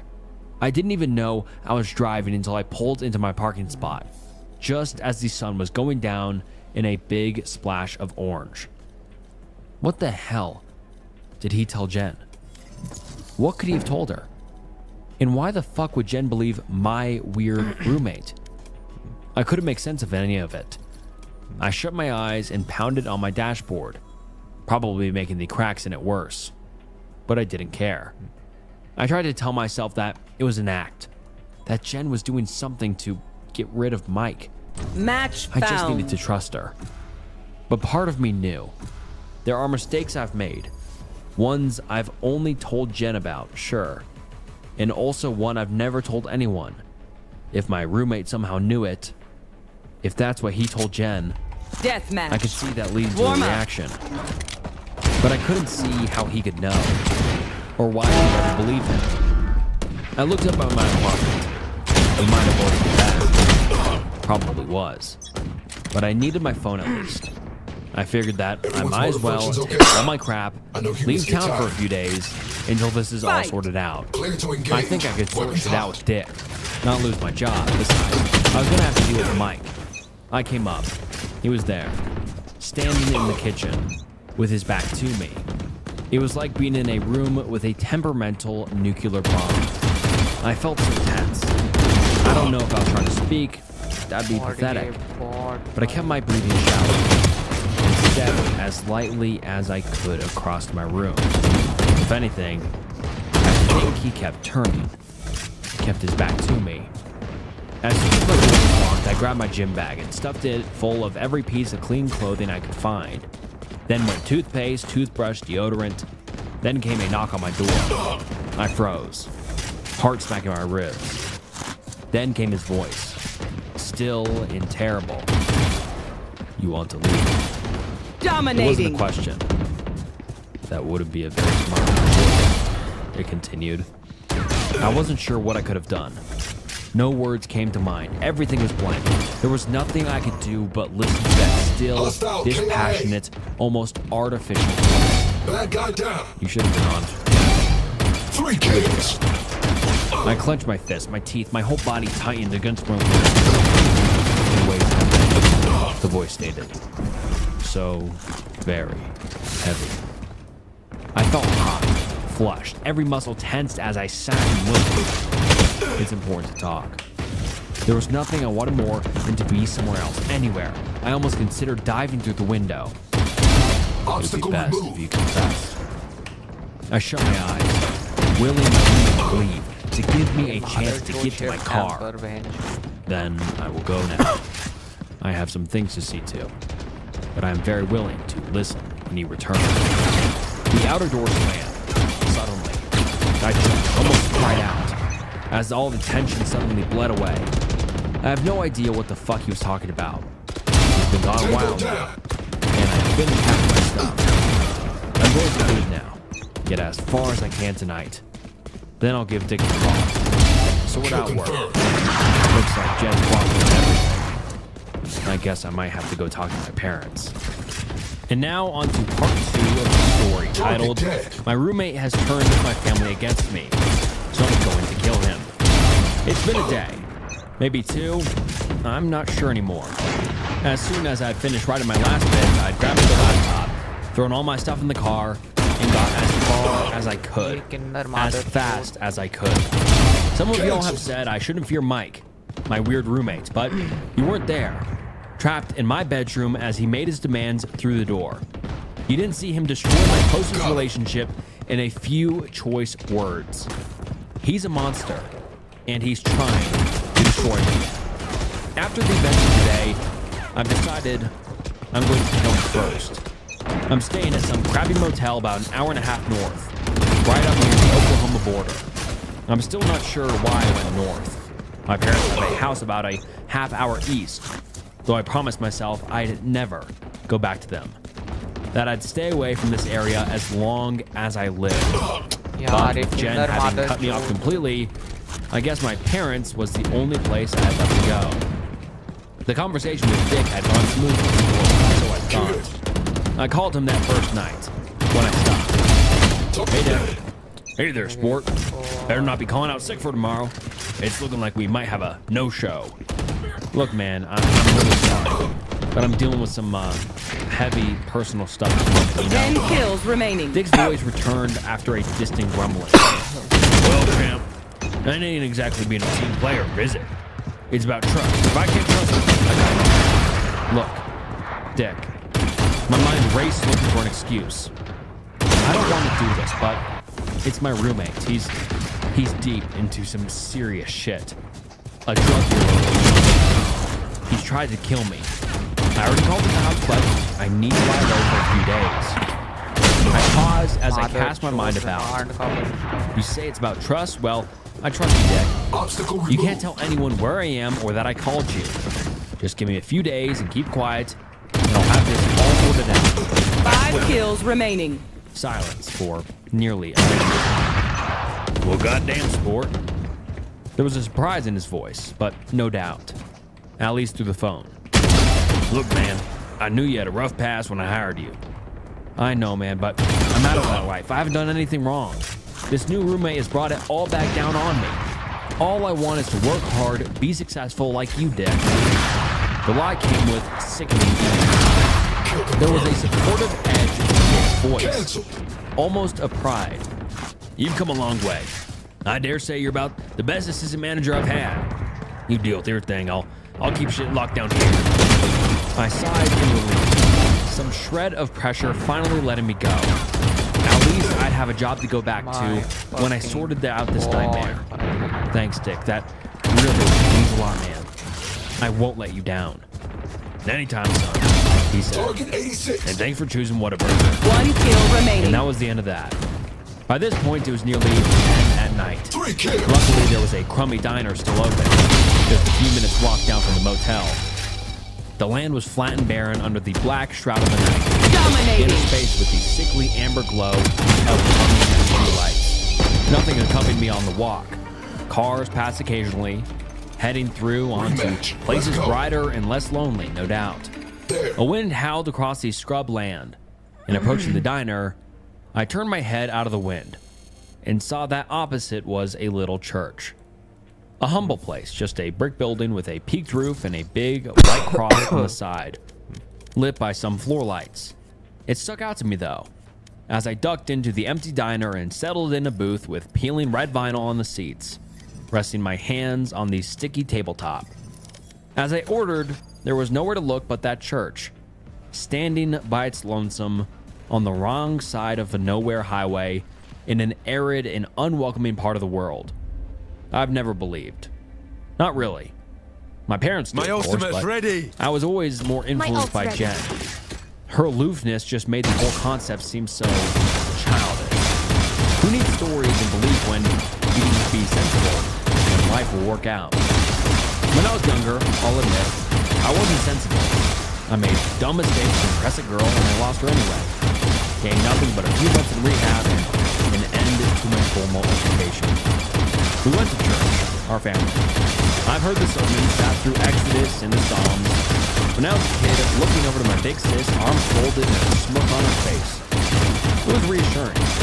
It made the good book seem like nothing but a scary story to get little boys and girls to obey their parents in their futures. Now I wonder, all that stupidity I did, those regrets I have, that secret.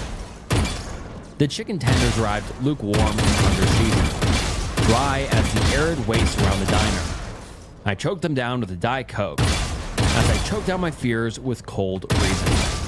If there's someone up there judging me, then that's his business, and it's for later. Maybe not much later. I couldn't help but look back across the church, and there he was, still as the grave, standing at the bottom of the cross like Longinus himself, my roommate. He was watching me, and it almost made me itch. The Honda was parked at the motel, basically next door, with a few second springs. It might as well have been on the moon. I dropped a few crumpled notes on the table and bolted for the door. If there had been anyone at the counter, they might as well have been invisible. So focused was my vision. As even across the street, I could feel it. How our gaze was locked. To describe his eyes as unnatural would be an understatement, like describing the fires of damnation as uncomfortably warm. He could see me, and with his seeing of the body came the seeing of the soul. I felt exposed, like a hare in an empty field with fingers above. My legs were carrying me backwards towards the motel, and he was just standing, gray hoodie, cargo pants, the most normal fella you've ever seen, except those piercing eyes. My calf touched something behind me, and I was free, the connection broken.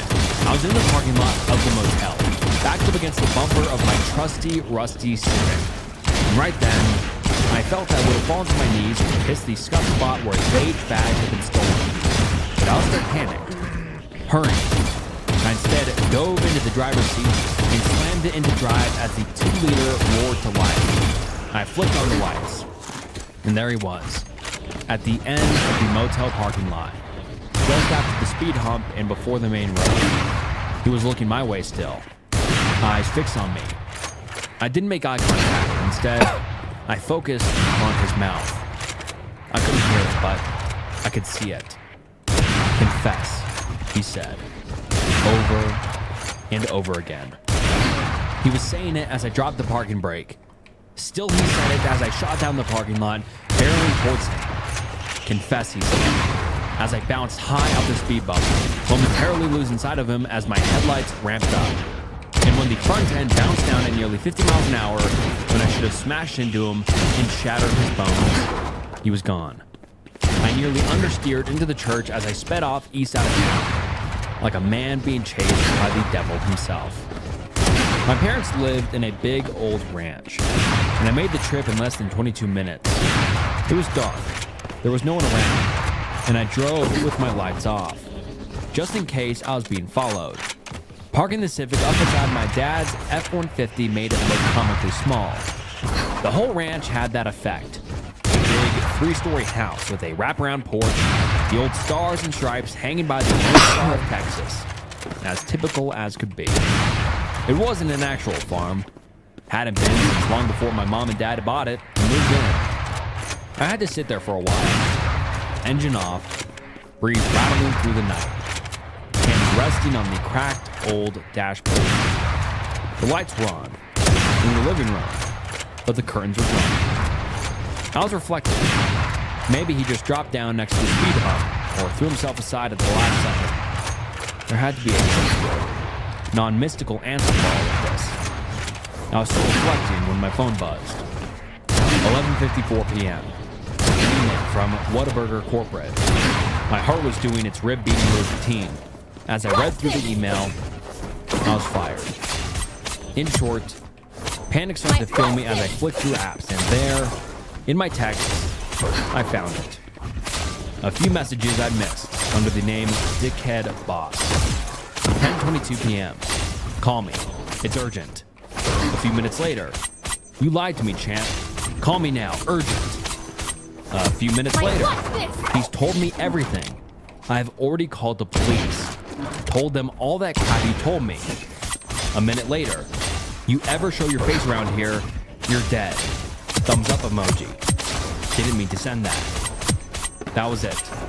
That fucker had taken my apartment, my sister, My ult's ready. and now my crappy job. He wouldn't even let me eat bland chicken in peace. I might have gone to my dad's house looking for help, maybe somewhere to stay to plan, but this was it. Literally, my roommate wouldn't stop until he'd taken everything from me. I was out of the car and halfway to the porch with the door open. There, silhouetted from the light behind him like some deficit phantom, was my overweight father holding a shotgun. With a pang, I recognized it. An old wood furniture Remington. My dad had picked it up for $70 not long before I was born, and I'd shot my first hog with it. Jen called. His voice growled as I looked up into the light. I struggled to adjust. She said to my come. Also said I shouldn't let you step a damn foot inside this house. That I should just call the police and be done with you. He stood still as a rock, shotgun across his chest, not quite as threatening as if he was pointing it at me. Still a very nasty thing to do in front of your own son, though. Yeah, not surprised. Things have gone to shit a little, Dad. You didn't move.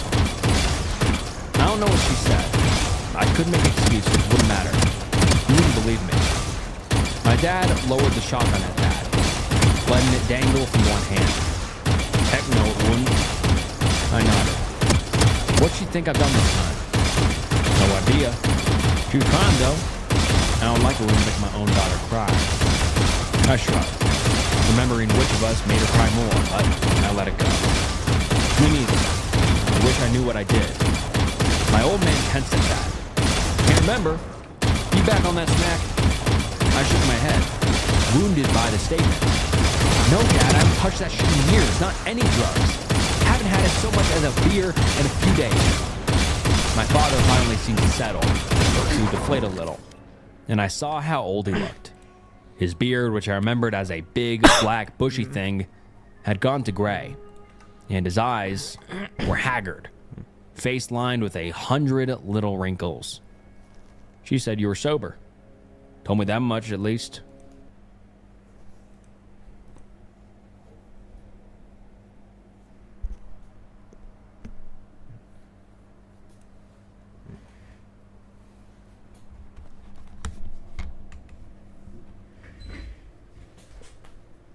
Mamu आ गए क्या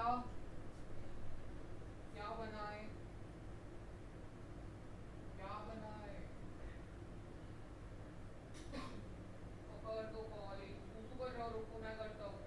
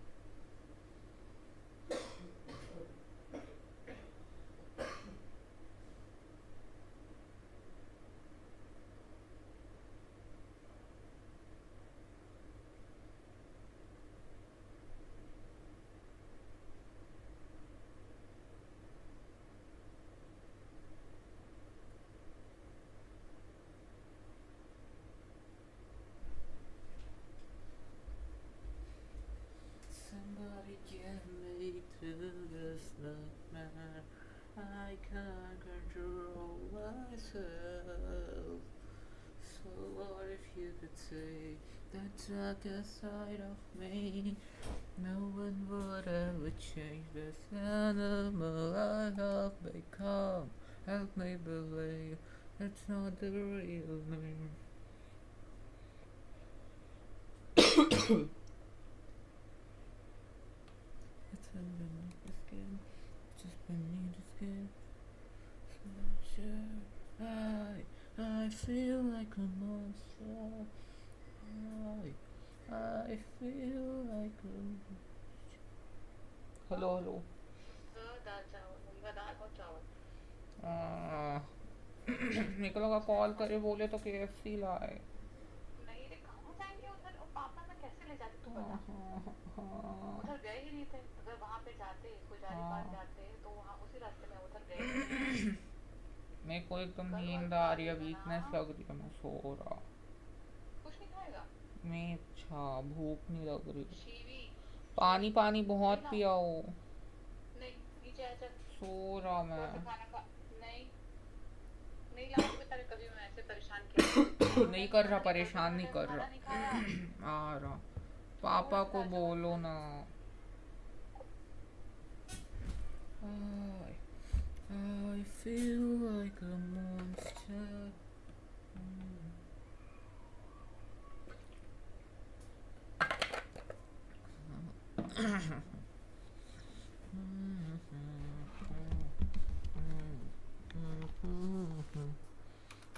Besides, I can hardly imagine you driving all this way high. What do you want? We don't have any cash, so don't even ask. It hurt. We don't have any cash, so don't even ask.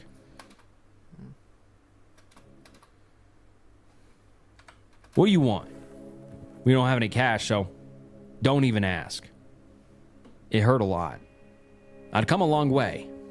A really long way. In the last 5 years. I'd sobered up. I'd gotten a job, stuck with it, made it to my counseling, and even moved out of my sister's and her girlfriend's apartment. But my dad still just saw me as a drug addict, looking for money for another hit. My breaths came ragged and my cheeks stung. The whether with rage or embarrassment or anger, I had no clue. I was a vortex of pain and rawness just then. It took me a long, lingering while to collect myself, to gather some sense of composure. I'm going away, Dad. Far away. I yanked out my wallet, showed him the wad of cash in here. I'd withdrawn everything, every last dollar from an ATM on the way out of town. It was at once an impressive stack, but also so little. About 9,000. My whole worth. Every scrape I'd saved over the years, I'd been fixing myself. I don't need any money, Dad. I just wanted to make peace with myself. Say goodbye to the house, to Mom. That's all. I almost believed my own lie as I said it. Gonna make a new life somewhere? Head north, across the border maybe? There was an edge to Father's voice.